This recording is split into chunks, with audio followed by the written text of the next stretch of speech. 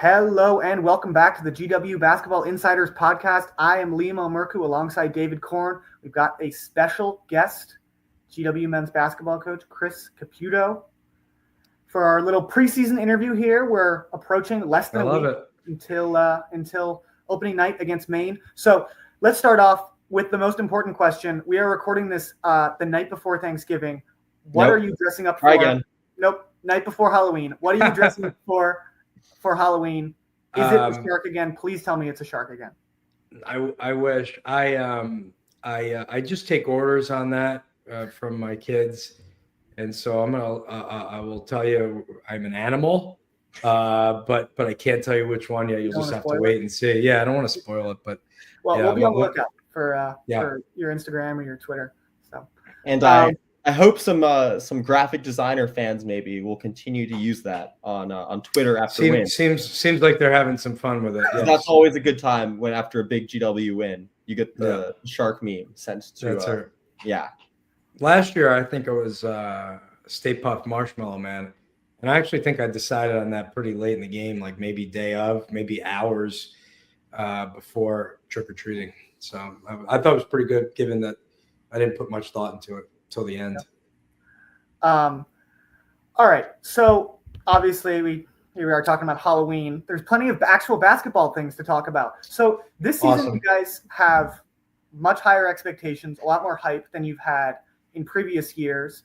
A lot of returners, most notable of which is Rafael Castro. So I'm just kind of curious, how are you guys managing these higher expectations and more of this hype as you're coming into the season? Because, it's not a secret that you guys are expected to be better this year. Yeah, I think the good news is, we're fighting for relevancy, right? Every program is in some ways. Some are going to be more relevant year in, year out because of their history or their tradition or their fan bases. But in GW's case, I think GW was for many, many years in the 90s to 2000s, this was sort of the norm for what the expectation was for GW to be a postseason type team, to win 20 games, to compete at the top of the Atlantic 10. I think, the beauty of it for us is that it's coincided with the success, right? This is not like out of nowhere. Like it's built up a little bit to, having the type of year we had last year, and taking a good step forward. And we understand. I think the group understands, and I've tried to make it clear. Yeah, hey, listen, that doesn't really mean anything.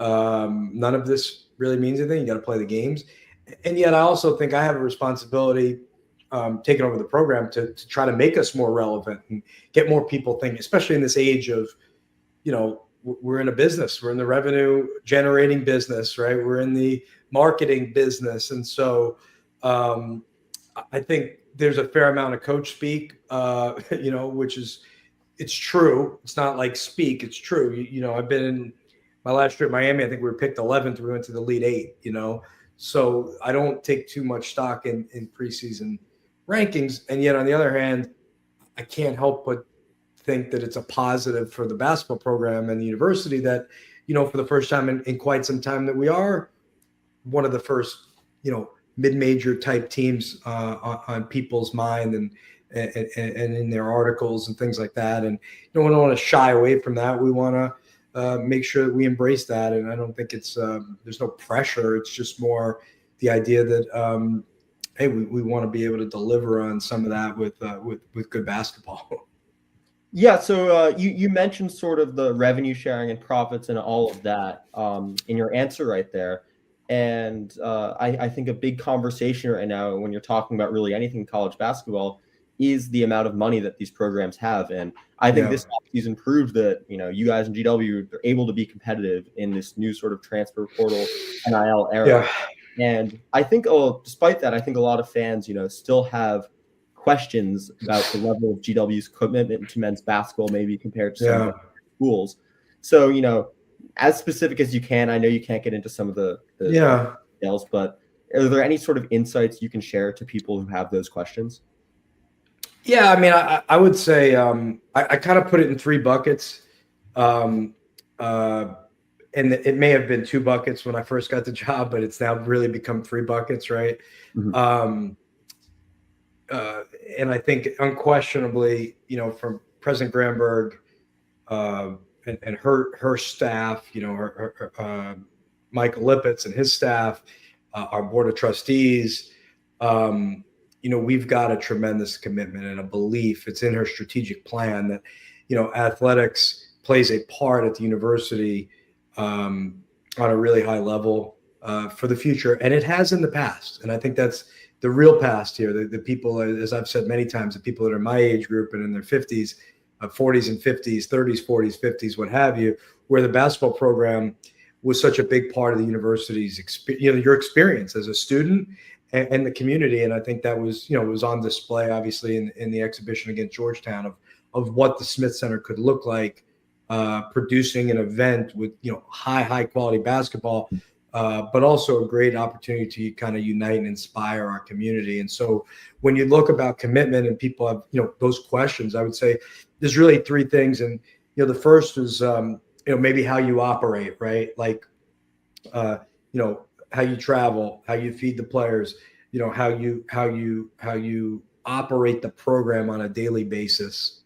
That also probably would to include, the idea of what we're trying to do in terms of ticket sales, marketing, just the operation of running the basketball program on a daily basis. And, quite frankly, it's no one's fault and everyone's fault at the same time, right? That was not being done at a high level when I got here. And now I've got, very, very good confidence that we're doing that.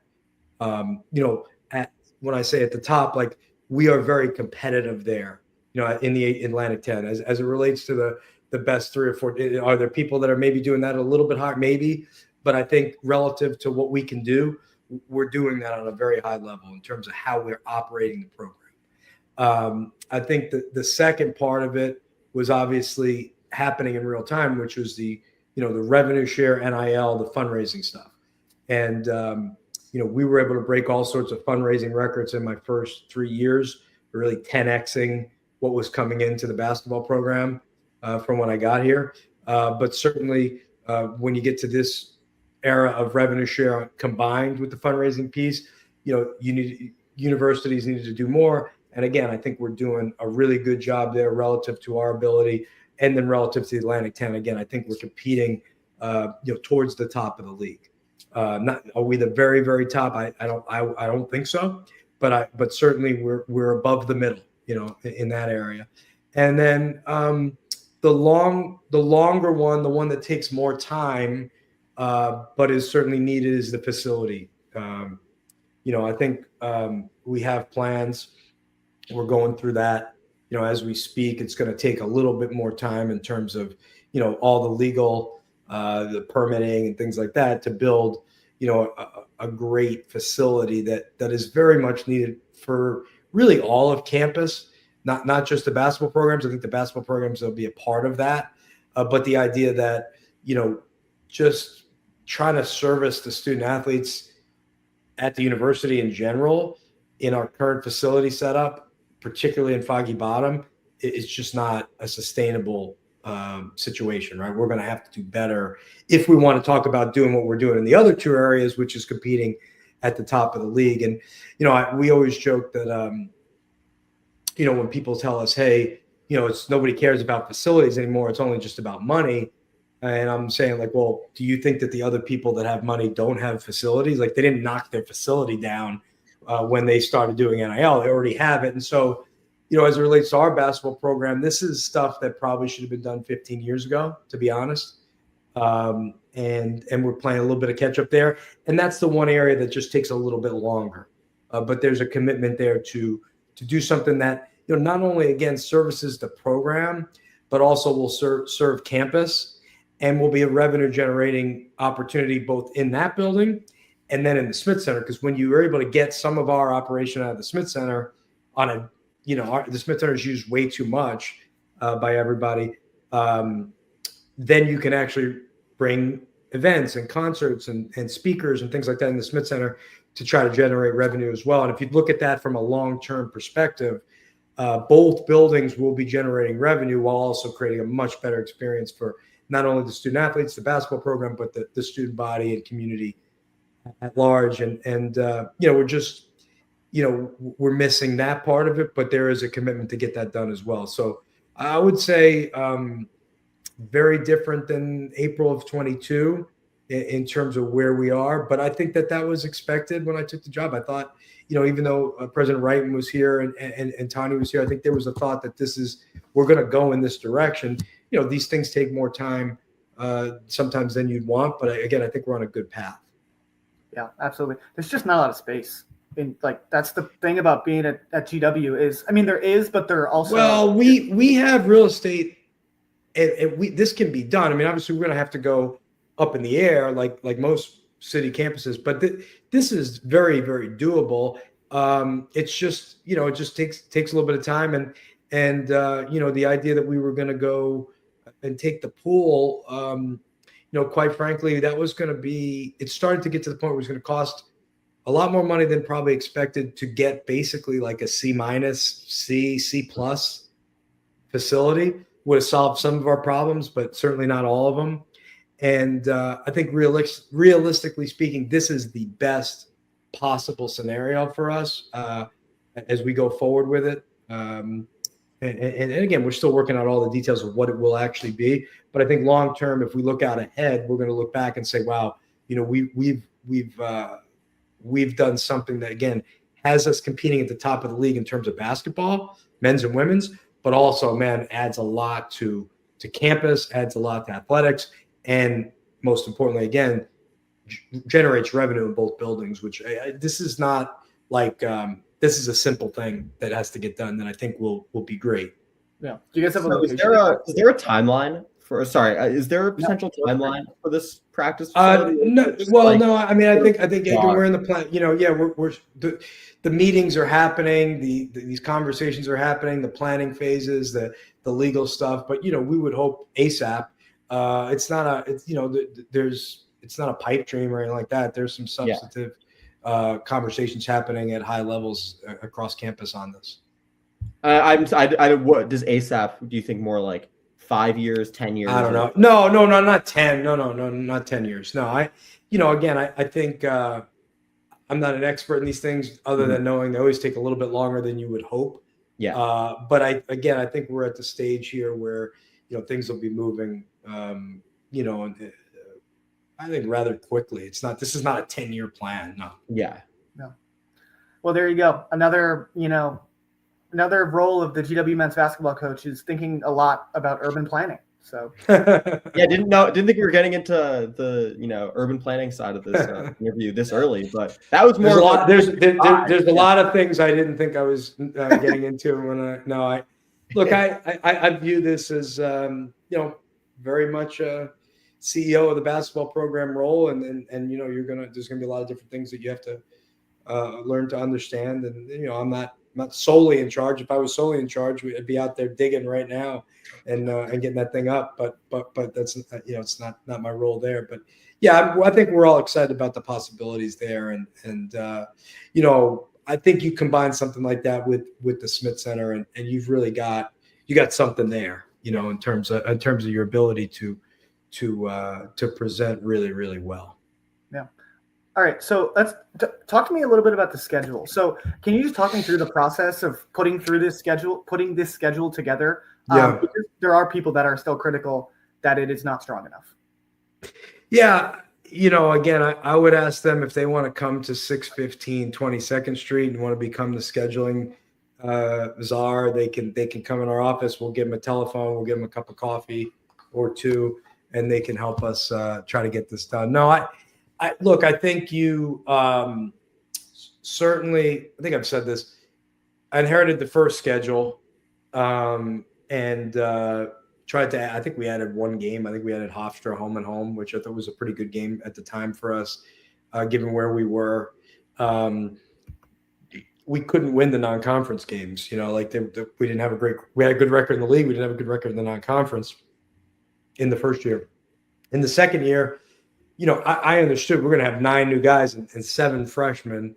and that we needed to have a very manageable schedule for that group, realistically speaking. And yet, again, we were able to win those games, but by very close margins, right? And when you're looking at trying to raise your net, that you have to win those games, and you got to actually win them by more points, right? Based on the efficiency numbers. And so, but we were able to overcome the idea that, again, short of the injuries and stuff that happened in league play, that we were able to get a non-conference schedule, not a great one, obviously, but that we could win the games, right? The third year, again, the strength of the schedule is not great, but we won the games by pretty big margins, for the most part. And now you give yourself a chance to have a good league play, and you're going to raise your net. So that's where you see our net jump. I don't know, did it jump 100 points? From year to year or more, right? And so now, the idea was, okay, can we challenge ourselves more, knowing that you fall into this very funny place where we don't have a historic, if you look at Bart Torvik in the preseason, whether we wind up at 60 or 160, I couldn't tell you. We're going to play the games, right? But when people start to look at scheduling in the summer, they're going to look at Torvik as one of the ways to judge, hey, how will this team be? Because it's very difficult in this day and age to judge how a team will be with all the new personnel. So when you look at the team that's 60th in Torvik, you find yourself in an interesting place where you can get certain games because on a neutral site, they think you're a quad 2 game at the very least. And yet you also get some teams that think, well, we don't want to play quad 2 games. Like, we don't want to play you home and home if you're Power 5, or even buy. We don't want to buy a quad 2 game if we're if we're buying somebody. And so you're able to get some different games. So starting with South Florida, we looked at them, we saw where they were, and then we paired with them like we should play to get a quad 2 game. Now we got to find the place to play. The problem is if you play home and home, that game may not wind up being quad 2. So you actually want to play them on a neutral site. So we were able to get with the people at the Hall of Fame and piggyback on this Providence, Virginia Tech game, the second game of the season, which I think is a home run. The next one is, could we get a high major on a neutral site? We were having a hard time getting a high major to buy us, but we were able to get Florida. They're pretty good in Sunrise down near Fort Lauderdale, kind of in between Fort Lauderdale and Miami. And I think that game speaks to kind of where our program has gotten to the fact that the national champions would play us on a neutral site, in their home state. So again, I think that's another really good game. The Cayman Islands, you have to get into these MTEs are changing, but you had to get into these MTEs, sort of years in advance. And so when we went in, that was an 8-team tournament with high major programs sprinkled in, and thinking we might get a couple of those games. Well, as it turns out, they were having a hard time getting 4 teams, and we were maybe going to have to pivot in the summer to something else, which would have been a disaster. It turns out that the 4 teams are all really good. McNeese, obviously, NCAA tournament team. We think that could be a top 100 game potentially. It's not now in Torvik, but it's close. Murray State probably in that same category. There's a world where they could be. And then Middle Tennessee, much improved, I believe, last year. So 3 really good games. I think maybe similar to like the Illinois State game last year that really helped us in the Virgin Islands. But again, like they're all 3 of those games could be quad 3 games. The rest of the schedule, you're going to play a certain amount of home games, and then you're going to try to figure out, okay, if you're going to play 5 of your games away from home, which we are right now, okay, would you be willing to do another road game? Yes, but for me, it would only be if we were going to get a quad 1 or quad 2 game. I wasn't going to go play like another quad 4 game or quad 3 game away from home. I didn't see the value in that and trying to give ourselves the best chance. So trying to play, the return games with American and Old Dominion at home, we think those are good games for, local interest. Similar, UMBC probably in the similar boat. Delaware probably in the similar boat.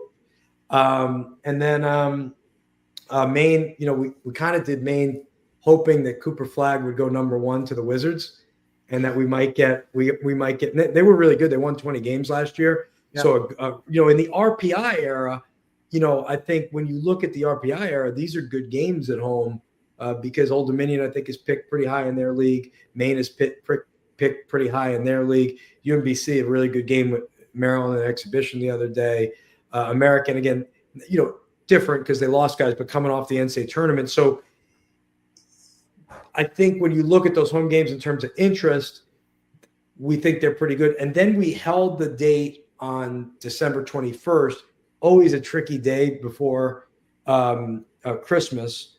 There was a potential to play a high major game in the Caribbean again, which was crazy, but I would have done it for the right quad 1 or quad 2 game. It just never materialized. And so when you're left with that game before Christmas, you're going to do what, basically everyone in the Atlantic 10 is doing and everyone in the Mountain West is doing, which is play a non-D1. And so we kind of threw it out there, a couple of local non-D1s to see who would play. We were able to get St. Mary's College. So, yeah, I feel good about where we are. Where is it relative to like the non-con strength of schedule ranking? We don't know yet. Would I hope that it becomes a 200 and not 350? Yes. Will it be a 150? I don't know. It's hard to say. But I would tell anyone who's critical, like, you're balancing. Do you go on suicide missions that I was at George Mason, went to a Final Four. We lost at Wake Forest, who finished like 12th in the ACC that year. Like, the hardest thing to do is, one, they're not going to play you right now as the 60th Torvik team. They're not trying to buy those teams. They're trying to buy the team that's either late quad 3 or quad 4 team that they could beat by 40 or 50 points. So you're not getting that. They're certainly not playing home and home. And so you got to be very, very creative as it relates to the schedule. And then the question then becomes, how many home games are you going to play? Because most of the teams, again, that are getting postseason at large, they're not playing like 4 games in the non-conference at home. They're just going on the road the whole time. And then of those games, how many are bye games versus how many are home and homes? Army was a return home and home. We thought that was a good one from the year before, just based on being in DC and the sort of the military part of it. And then that return for me was really an experience for the guys, bringing them to West Point. I thought that was something that, we couldn't really turn down. I think the combination of, having the Army here and trying to bring some veterans out and things like that with this experience this year of going to Army. Yeah. I thought it's was at really 11 important. a.m. on a Tuesday, though, isn't it? Yeah. Kevin called me. It's one of those bring the kids to the game day. So they'll, nice. So they'll fill the place up. So it'll be a great environment. Yeah. I feel good about where we're at with the schedule. I think it fell together pretty good.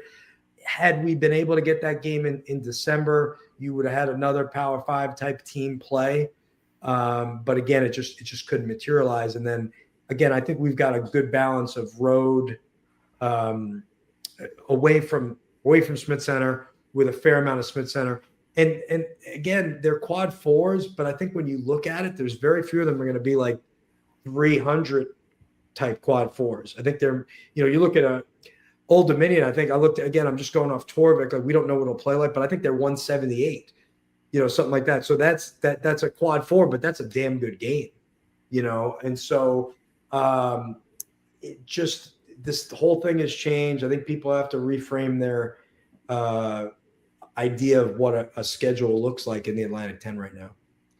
So, Coach, we've gone about 25 minutes and have not asked you about your rotations yet, which I'm sure you were thrilled about, not having to answer this question. But sure, everyone tells me that's going to be difficult.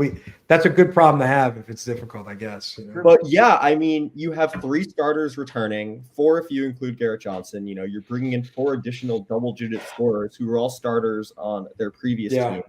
A high major guy like Luke Hunger, who started at Northwestern occasionally. Like, how are you just sort of approaching this? And, being able to balance making the right decisions for the team and keeping everyone happy? Well, we're not really in the business of keeping everybody happy, but I think we are in the business of helping them understand the exchange that has to occur to have a great year. And that in order for us to have a great season, to kind of play the way that we want to play, that you're going to probably have to exchange, some playing time, some shots and things like that for what can be, I think, a really good season if we're able to play in the way in which we want to play with great pace on offense and also, with the activity and the disruption defensively that you saw last season. And so the first part of this was to make sure that, anybody that came in was not promised anything in terms of playing time or starting or anything like that, as well as the returners understanding that, hey, we are really happy about the type of season we had and the step we took forward and their play, but also that, hey, we were going to continue to bring in more really good players and there's going to be great competition, but there's also going to be great opportunity. And as a competitor, you want that.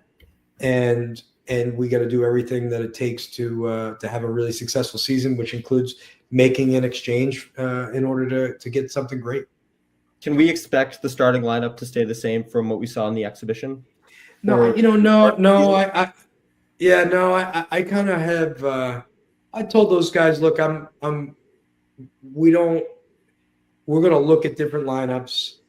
It can change. It may change based on matchups, performance in practice, performance in games, matchups, and you got to understand that if starting is really, really, really, really important to you, then we need to have a longer conversation because it's not that important to me. Now, that being said, it's important to me because we have to understand that those guys, those rotations and those groups of guys are going to have to play well together. But no, I don't think anything's etched in stone right now, and it may not be as the season goes on. Yeah.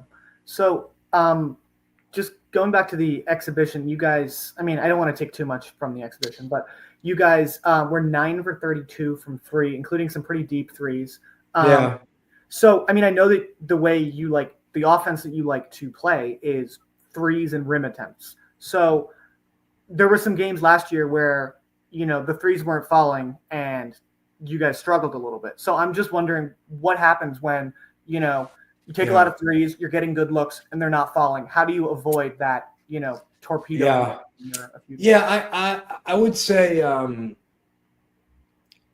last year's team was not as good of a shooting team as this year's team by any, measure historically. We had, I think, one of the best processes. The reason why we won 20 plus games, I think, and had some great wins is because of the process, right? We were one of the best cutting teams in America. We shot some of the fewest mid-range shots, the least efficient shots. We shot I think top 7 in the country in terms of fewest of those. I think we have a very, very healthy offensive diet for a team that, quite frankly, was not a great shooting team. You can, look at the numbers historically, you're not going to find tremendous amount of shooting on the court. And yet that team's offense as the season went on, for the most part, actually was pretty efficient. If you look at second half of league play, pretty efficient offense. And I think that was because of the way we were playing, not despite it. You know what I mean? Like, I think I would argue, when you're not a great free throw shooting team and you're not a great 3-point shooting team, it's not like all of a sudden you're going to make the mid-range shots. I'm not anti-mid-range. I'm sort of anti-contested shots. And often mid-range shots are contested, right? For the most part. So I will say, we need to cut down on the turnovers. That's a little bit of a product of the pace that I think we need to play at offensively. What I am encouraged is that we pass the ball. Like, if you look at the numbers last year, from year 2 to year 3, the assists by field goals made jumped drastically.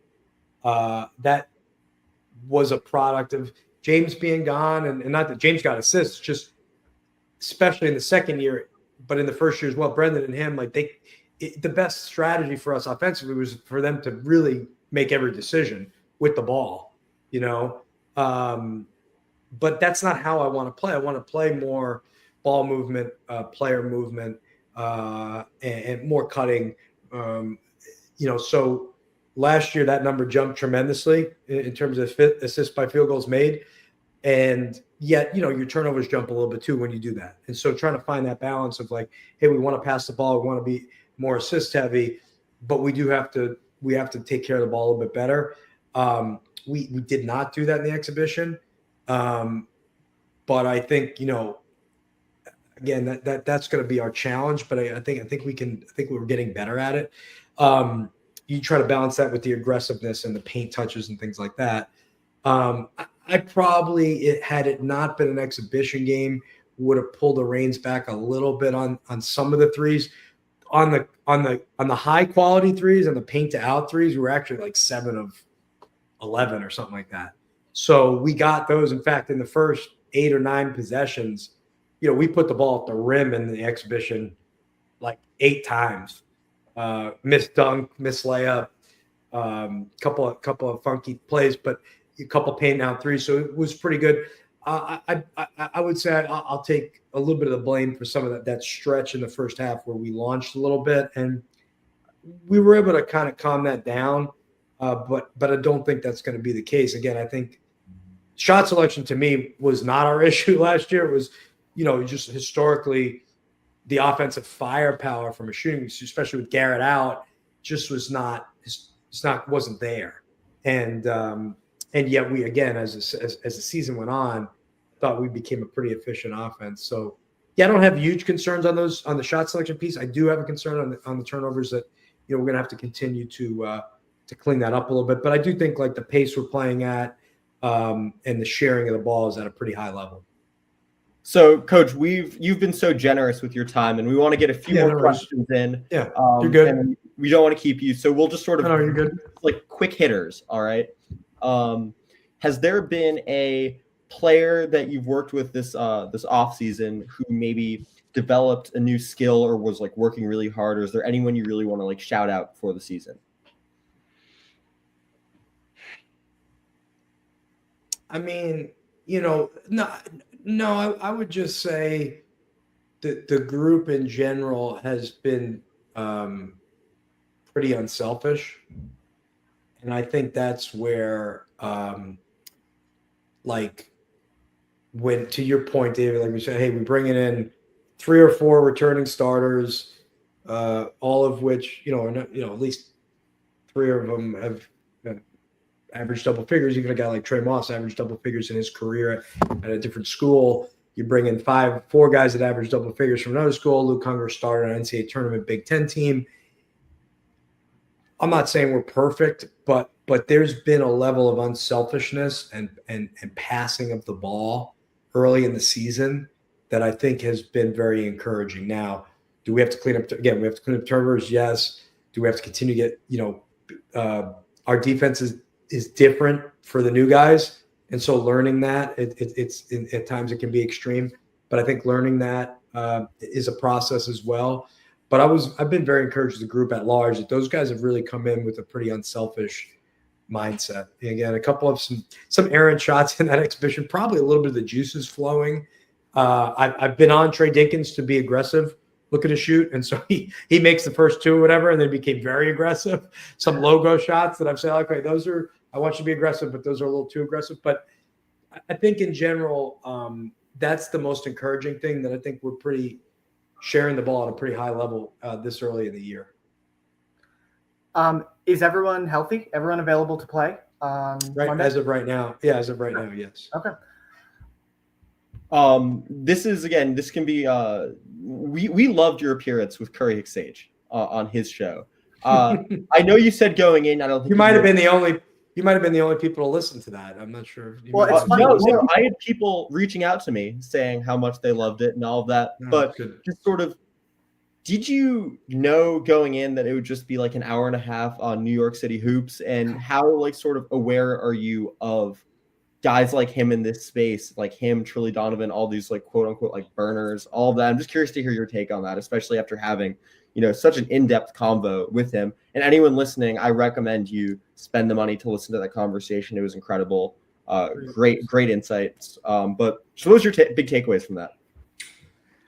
Well, I let my guy Dusty May do it first, so that I figured Dusty, his legal team at Michigan was probably on top of it and making sure he could do it. No, I think look, media is changing. Traditional media is changing.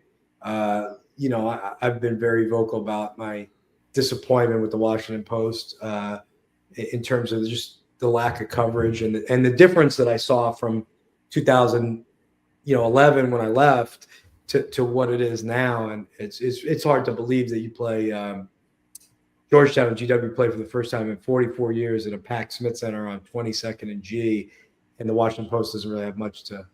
And I don't know. Patrick was there. I know he's doing some work with them now, so I don't know if he wrote anything for the Post, but I don't think he did. I think, which is crazy to me, But who am I to tell the richest person in the world, what they should cover? I mean, he's probably this is a great. Yeah. Anyway. Yeah, but so again, I appreciate how thoughtful Curry was with.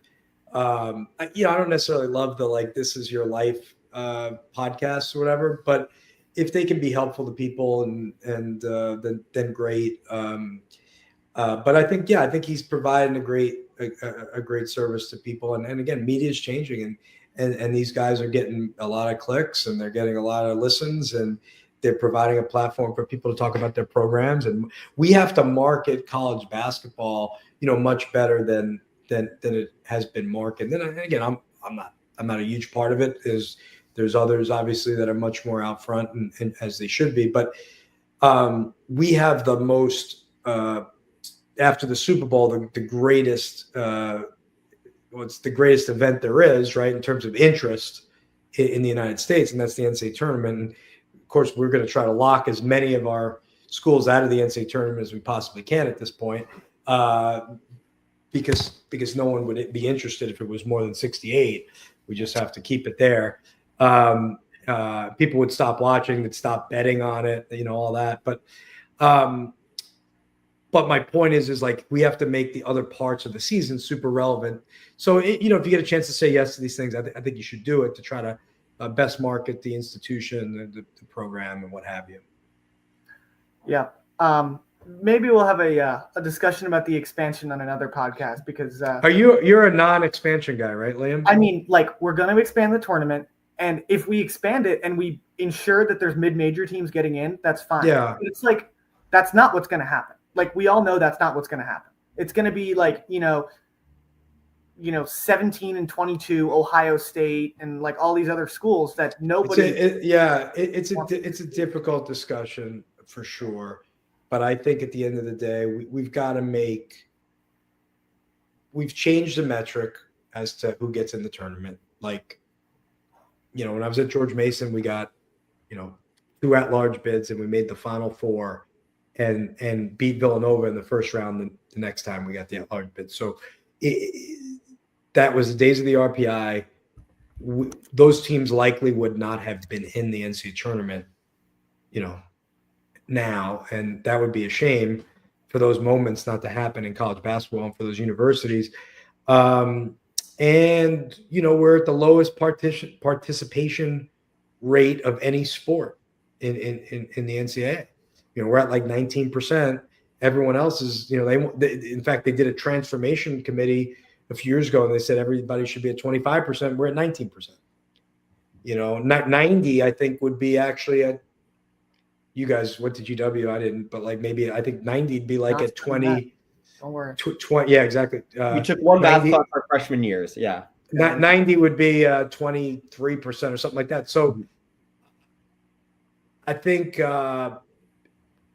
when they're talking about going to 76, I don't understand why they wouldn't just go to 80 and have 4 pods in 4 regions. That would make way too much sense. Let's just go to 364.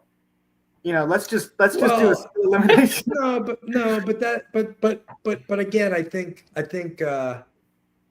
to me, I think if you had 4 pods in 4 regions, that would make some sense.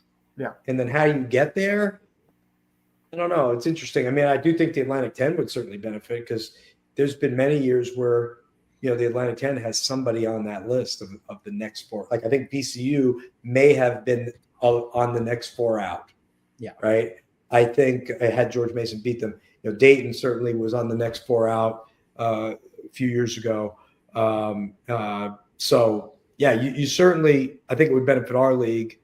And we're probably one of the leagues that's gotten hurt the most, right? Because 10 years ago, league gets 6 teams in, which, it was probably an anomaly, but, we're not a 1-bid league. I mean, we're just not, when you think about the quality of the teams. You go back to my second year, we didn't have a great year, obviously, but you had 2 teams win a game in the tournament and neither of them won our regular season. So I think we have plenty of, I know what a multi-bid league looks like. For most of my career, I've been in multi-bid leagues. This is a multi-bid league, in terms of ability to compete at the top level. Yeah, a lot of great points. I felt it was better, Liam, for me to just stay out and let you say your piece there. But I think this is about all the time we have. Coach, thank you so much for. I want to just make an announcement. Georgetown's leading Kentucky 46-39 at the half. Okay. So I was debating whether to bring that up, but that's got to feel pretty good as well. Yeah. I think it's irrelevant, but it's just interesting, and I'm happy that they're doing a good job. Right. Well, I mean, my perspective was if GW won the exhibition, then it's the most important game that's ever been played. But if they lost, then obviously it's just an exhibition. So wait, I have one more question. So that's fine. I got some time. Yeah. Okay. All right. The question itself is quick. I don't know how long it's going to take you to answer. So I'm curious, if you could reflect a little bit on your personal journey. I mean, this is now 23 years that you've been coaching basketball. I think it's 24, right? I mean, it's your 24. life. So probably going on 24, I think. So I mean, just reflect on. It's been 24 years. You've been doing basketball for a living. The beginning, maybe you weren't making as much of a living as you are now. But I was not. It's fair to say. Yeah. So, I mean, can you just talk about your relationship with the game of basketball? Do you still love basketball? Do you still wake up every day loving it? Yeah, of course. Yeah. I've